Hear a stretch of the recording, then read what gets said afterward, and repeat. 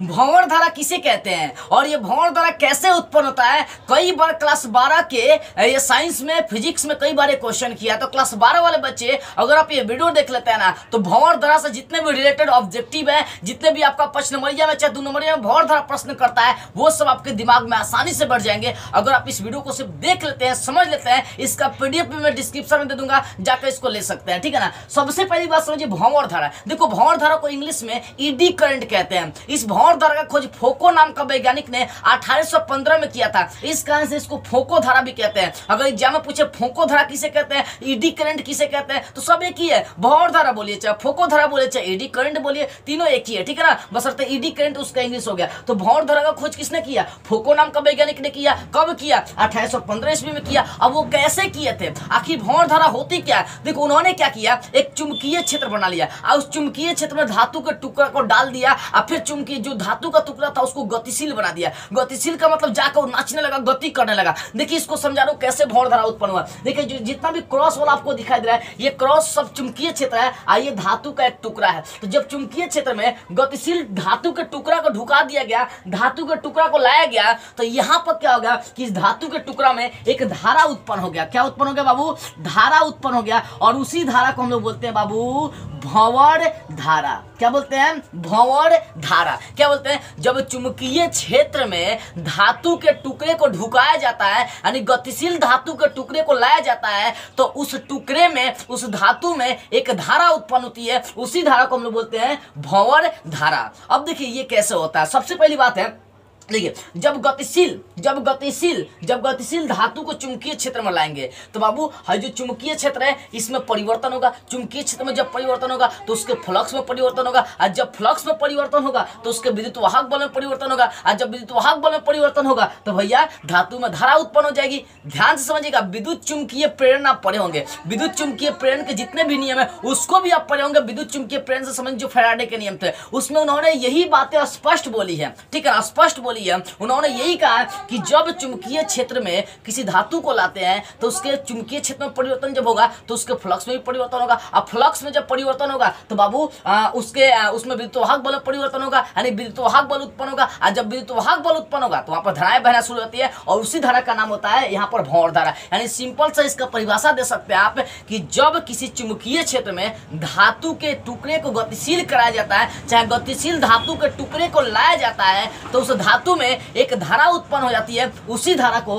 हम लोग बोलते हैं भंवर धारा। अब एक ऑब्जेक्टिव क्वेश्चन यहाँ से पूछता है कि भंवर धारा की दिशा किससे ज्ञात करते हैं। तो भंवर धारा की जो दिशा होती है वो लेंज साहब के नियम से ज्ञात करते हैं। अब आप सोचेंगे लेंज साहब का नियम क्या है, तो बाबू मैं इस पर बहुत ही जल्दी वीडियो बनाने वाला हूँ लेंज के नियम पर। ऐसे पहले भी बना चुका हूँ। आप मेरा क्लास 12 का जो फिजिक्स है उसका फिजिक्स का प्लेलिस्ट देख सकते हो, उसमें मिल जाएगा। नहीं तो मैं बहुत जल्दी इस पर एक और वीडियो बनाऊंगा, ठीक है ना, कि लेंज का नियम क्या है। तो देखिए भंवर धारा की अगर दिशा ज्ञात करनी है तो वो हम लोग ज्ञात करते हैं किससे, लेंज के नियम से। लेंज का नियम कहता है कि जो हमको उत्पन्न करेगा हम उसी का विरोध करेंगे, जो हमको धाम में धारा दिया है उसी का विरोध करेंगे। लेंज का नियम कहता है कि हमारी उत्पत्ति जिससे हुई है ना हम उसी का विरोध करेंगे। अगर हमारा उत्पन्न धारा से हुआ है तो हम धारा का विरोध करेंगे। अगर हमारा उत्पन्न चुंबकीय क्षेत्र से हुआ तो हम चुंबकीय क्षेत्र का विरोध करेंगे। अब एक चीज समझिए आपको कैसे, देखिए इसका प्रायोगिक प्रदर्शन में करके दिखाऊंगा। ये चुंबकीय क्षेत्र था क्रॉस वाला, और जब इसमें धातु के टुकड़ा को गतिशील कराया गया तो धातु के टुकड़ा में एक धारा बहने लगी। तो ये धारा कैसे बहा,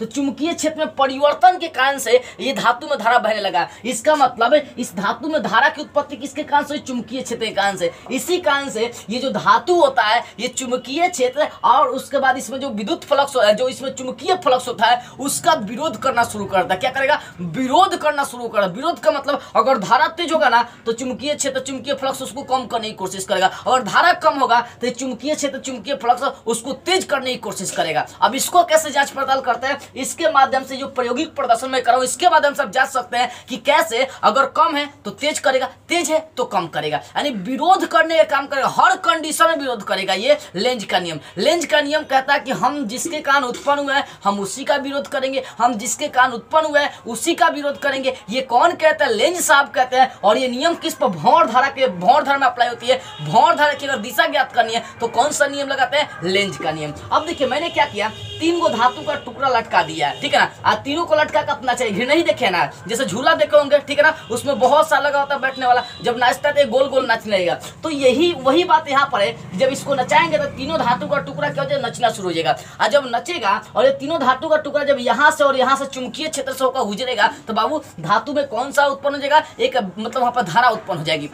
क्योंकि पता है जब गतिशील धातु को चुंबकीय क्षेत्र में लाते हैं तो चुंबकीय फ्लक्स में परिवर्तन होता है, जिसके कारण से विद्युत वाहक बल उत्पन्न होगा। और जब विद्युत वाहक बल उत्पन्न होगा तो ऑटोमेटिक उसमें धारा उत्पन्न होगी। तो कहने का मतलब जब इन तीनों धातु को जब नचाते हैं यानी गतिशील करते हैं और ये जब चुंबकीय क्षेत्र से चुंबक से होकर गुजरता है कि वो चुंबक के पास शक्तिशाली चुंबकीय क्षेत्र होता है, ठीक है ना। तो इसके कारण से इन तीनों धातुओं में क्या उत्पन्न हो जाएगा बाबू, इन तीनों धातुओं में एक धारा उत्पन्न होती है। उस धारा को हम लोग कौन सा बोलेंगे, भौर धारा कहते हैं। अब देखिए यहाँ पर लेंज का नियम कैसे अप्लाई होता है। सबसे पहली बात समझिए, अगर हई धातु का टुकड़ा हेने जाना चाहता है तो हई चुंबकीय क्षेत्र क्या करे, इसको ढकेलेगा। किधर ढकेलेगा, हेने ढकेलेगा। किन ढकेलेगा, हेने, क्योंकि इसका नियम है कहता है भाई तू हमरे भेड़िए तो हम ढकेलेंगे, मतलब हमारे नजदीक आएगा तो हम दूर टलेंगे, अगर दूर जाएगा तो अपनी ओर क्या करेंगे, नजदीक करेंगे। ये किसका काम होता है बाबू, लेंज का नियम होता है, ठीक है। अगर धारा तेज है तो उसको कम करेगा, कम है तो उसको तेज करने का काम का विपरीत करता है लेंज का नियम, ठीक है ना। अगर मान लीजिए इसको नचा रहे हैं, और ये वाला जो धातु का कण है इधर जाएगा तो ये चुंबकीय क्षेत्र क्या करेगा, ये इसको इधर ढका देगा, ठीक है ना। यानी हमें पता चल गया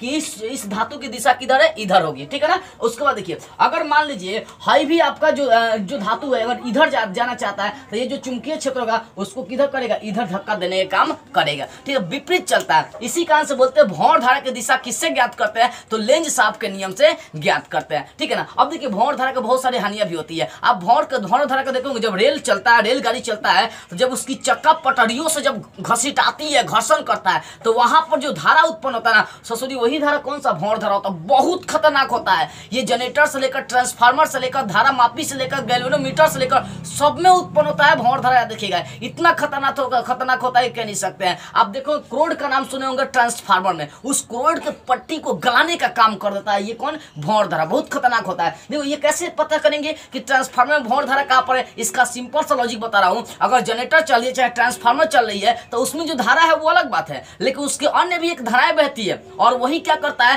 क्रोड को पतला करने का काम करता है। मतलब एक अलग धारा उसमें और बहना शुरू हो जाती है, ठीक है ना। बहुत खतरनाक भी होता है। तो अभी इतना समझ में आ गई होगी भौर धारा क्या है। तो बोल सकते हैं जब चुंबकीय क्षेत्र में धातु के टुकड़े को गतिशील कराया जाता है तो धातु के टुकड़े में एक धारा उत्पन्न होती है, उसी धारा को भौर धारा कहते हैं। इसकी दिशा ज्ञात करने के लिए लेंज का नियम प्रयोग करते हैं, ठीक है। तो आप इसका पीडीएफ भी जो है ना इसका डिस्क्रिप्शन में दे दूंगा, उसको देख लीजिएगा और इसका स्क्रीनशॉट लेना चाहते हो ले सकते हैं। मुझे विश्वास है कि जिस टाइप से मैंने आपको समझाया है वो आपके सीधा दिमाग में ही बैठ गई होगी। यदि आप इंपॉर्टेंट प्रश्नों का नोट लेना चाहते हैं या मुझसे कुछ पूछना चाहते हैं, मुझसे बातें करना चाहते हैं तो स्क्रीन पर व्हाट्सअप नंबर यहाँ से संपर्क कर सकते हैं। लेकिन ध्यान इस बात करें कि कॉल नहीं करना है, ओनली व्हाट्सअप पर मैसेज करने हैं। जय हिंद।